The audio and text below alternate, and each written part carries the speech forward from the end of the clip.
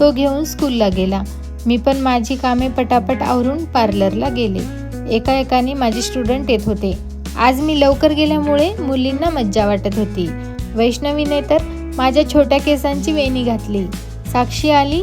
तिने मला बसलेलं बघून तिने बनवलेली ड्रॉइंग दाखवली.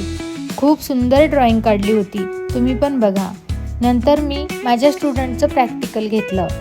त्यानंतर आम्ही बरेचसे क्लायंट केले. एका क्लायंटसोबत छोटं बाळ पण आलं होतं. ते रडत होतं म्हणून त्याला मोबाईल दाखवला तर बघा ते किती छान मोबाईल बघत होतं. त्याला पण मोबाईल कळत होता. त्यानंतर 4 वाजले. पियांश स्कूलमधून आला. मी वर गेले. त्याला व त्याच्या पप्पाला नाश्ता दिला. मी पण घेतला. नंतर लगेच पार्लरमध्ये आले कारण मला मेकअप करायचा होता. मेकअप झाला. सर्वांनी मेकअप बघितला.